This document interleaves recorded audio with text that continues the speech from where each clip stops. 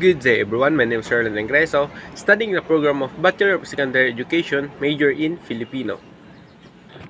So in this video, we're going to continue the comparison of my own country, which is the Philippines, and my chosen country, which is Nepal. But at this time, we're going to define the standard of both countries in terms of their similarities and differences about of their teacher's qualification, support of teacher, sample of faculty development program, and organizational structure. So without further ado, let's begin our discussion.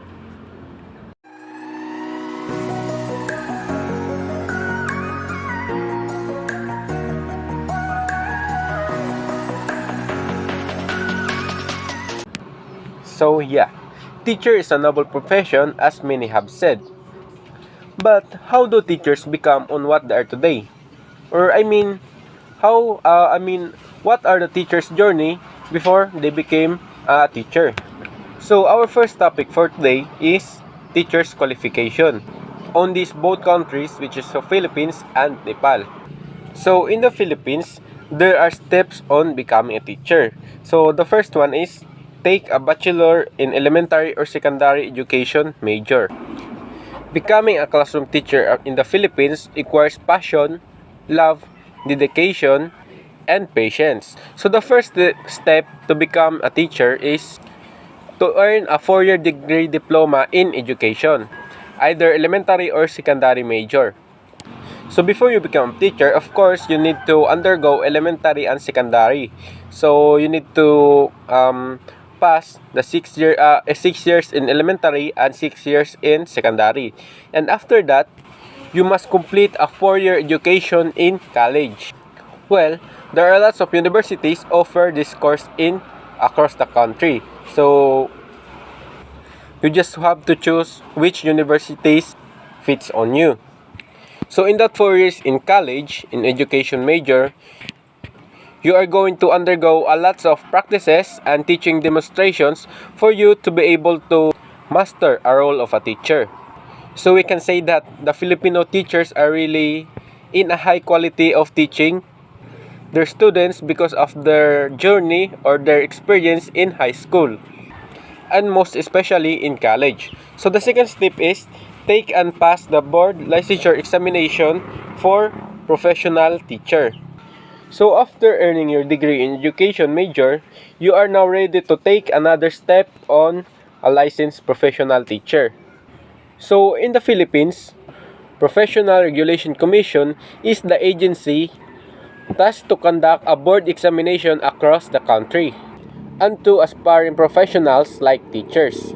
So after a 4-year training in college and a lot of demonstration and practices, you must take the board examination. So the board examination serves as the final examination before a teacher become on what they are today. So that is the most challenging part on the journey of being a teacher. So you must pass the board examination so that you can get a license of being a professional teacher.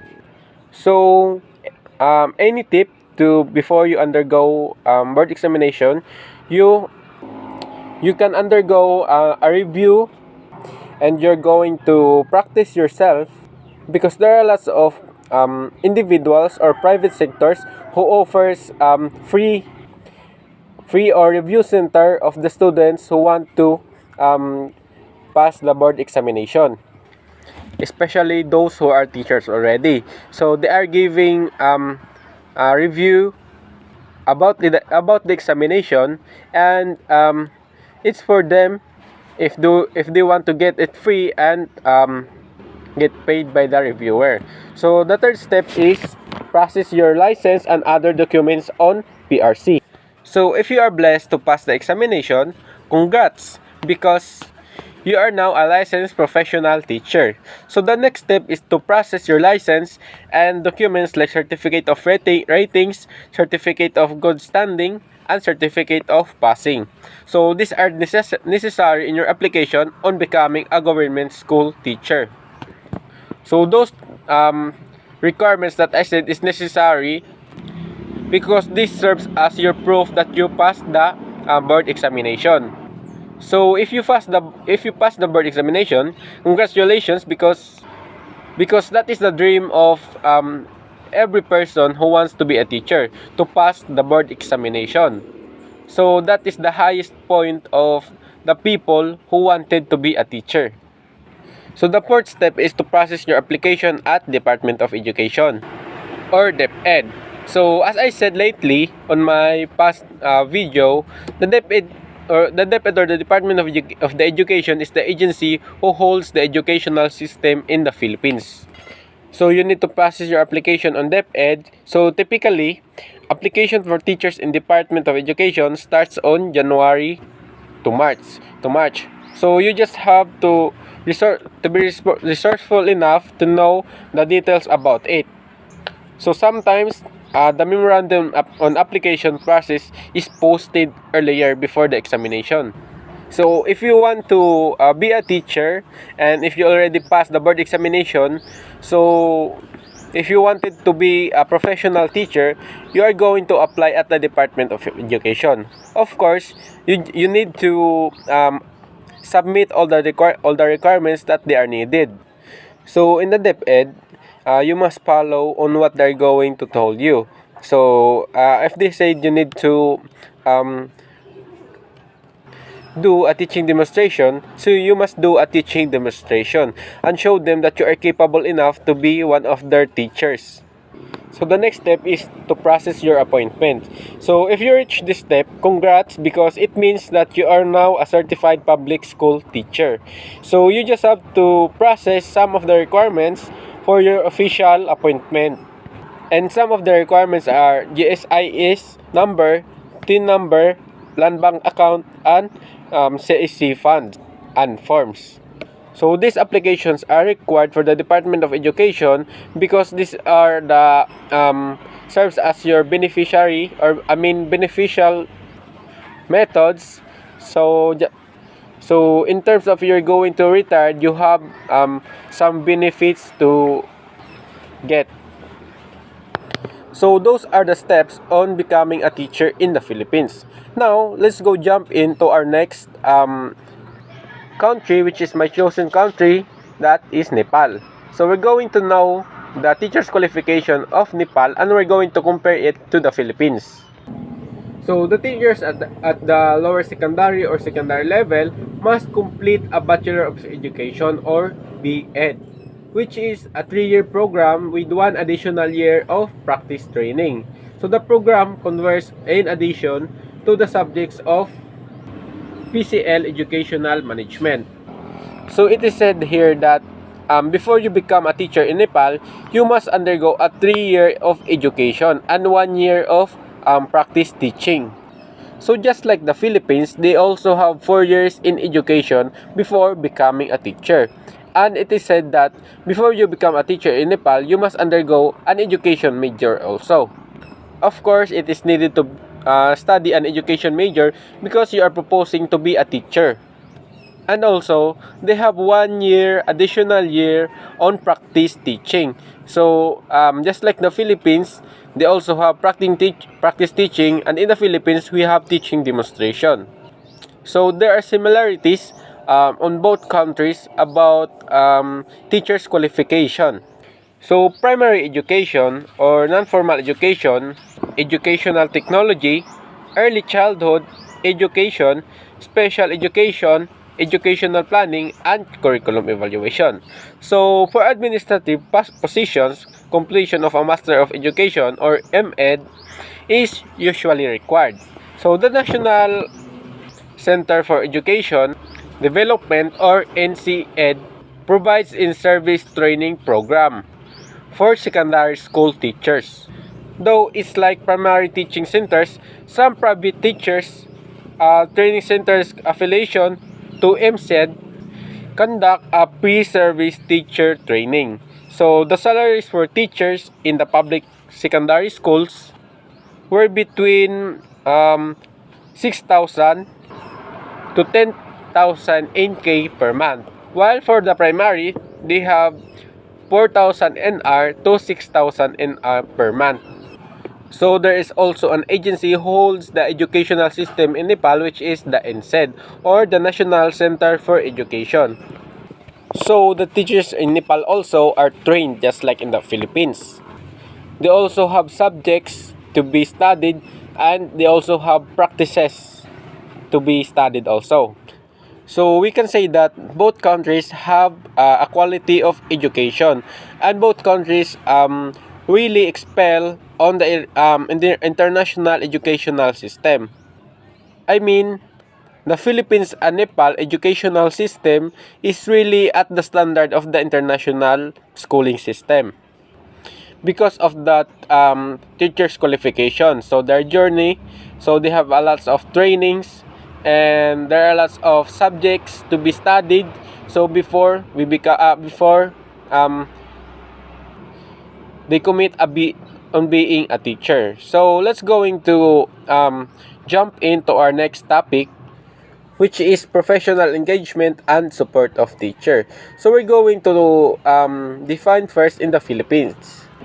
So in the Philippines, in line with the new professional standards for teachers, so the Department of Education or DepEd, though the Teacher Educational Council or CTEC issues the Department of Education entitled National Adaptation and Implementation of Philippine Professional Standards for Teachers or PPST.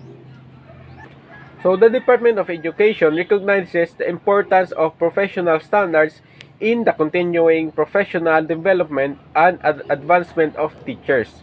So this is based on the principle of lifelong learning. So it is said that the Philippine Professional Standards for Teachers or PPST is the one who sets the standards of a teacher to ensure the continuing development program. So one of the aim of the PPST, so there are three aims of PPST. So number one is to set out clear expectations of teachers along well-defined career stages of professional development from beginning to distinguished practice. Second is to engage teachers to actively embrace a continuing effort and attaining proficiency. And third, apply a uniform measure to assess a teacher performance, identify needs, and provide support for professional development. So, apply a uniform measure to assess teacher performance and identify needs and provide support for teachers' development. So, the government is giving the teachers a support by giving them technologies that they need as their educational tool, and give the teachers wants to for them to teach well and to give lessons to their students. So the government is really ensure that all teachers are comfortable on their teaching environment. So in that way, the teachers can teach well, and so we can say that there is a healthy lifelong learner. So the PPST shall be used as a basis for all learning and development programs for teachers. So to ensure that teachers are properly equipped for effectively implement the K-12 program. So it can also be used for the selection and promotion of teachers shall be based on this point set of standards. So there are standards given by the government and giving their teachers an equipment to use as their educational material to teach their students. So now let's jump into Nepal. So these days, so the notion of teachers development or TD has gained a significant place in academic discourse around the globe. So however, teacher development appears to be in Nepalese. So in this paper, I attempt in exploring pertinent issue in EFL teachers development in Nepal, based on the social, cultural, and economic realities. So this paper is divided into three sections. So in the first section, so I seek and familiarize can be roughly divided into readers with training, situation in Nepal, sharing my experience, and introduce them with notion of teachers.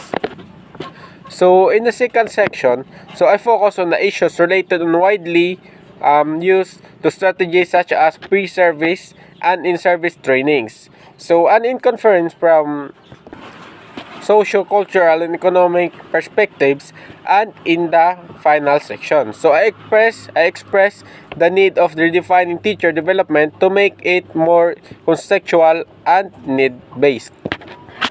And now, let's go into our third topic, which is sample of faculty development program. So, in the Philippines, the faculty development program of or FDP is a critical factor towards building the strong foundation of an educational system to ensure the quality of education. In previous current studies, faculty development has always surfaced as a priority concern. Our nation, the Philippines, cannot compete with its neighboring countries that are now moving towards offering cutting-edge programs and technologies unless we invest in creating a pool of experts and in our academic institutions. So before we can compete to other countries, we must train well our students and develop their potential so that they can join the advancement of other countries. So this critical mass will then be capable to train and equip students for significant and promising careers in the global market. So the Department of Education on October 23 launched the Professional Development Program on Assessment and Emerging Literacies with focus in PISA and Assessment PD. So in line with its commitment to improve the quality of basic education in the Philippines. So the faculty development program in the Philippines focusing on building the foundation to ensure the quality of education in the Philippines. So to do that, they're going to ensure that their students are really trained well to compete with the neighboring countries. So the Department of Education launched a professional development program on assessment and emerging literacies that focuses on rebuilding the community in educational system so that we can ensure that the educational system in the Philippines are capable enough to compete with our neighboring countries with the full support of the government institutional service. And now, let's jump into Nepal. So in Nepal, the Faculty Development Program is a regular program to enhance the capacity of faculty members.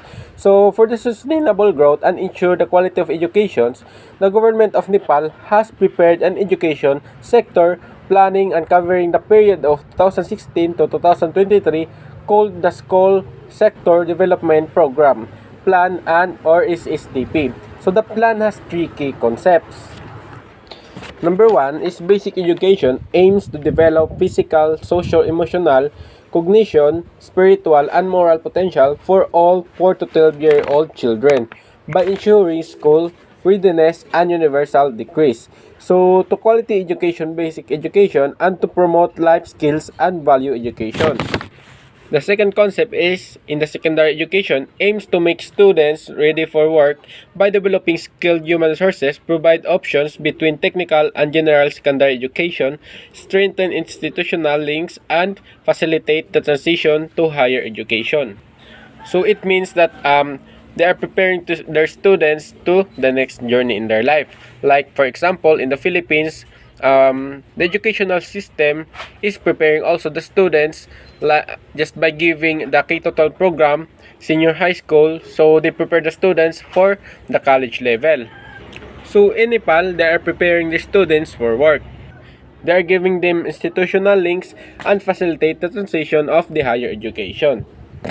So the third concept is the literacy and lifelong learning.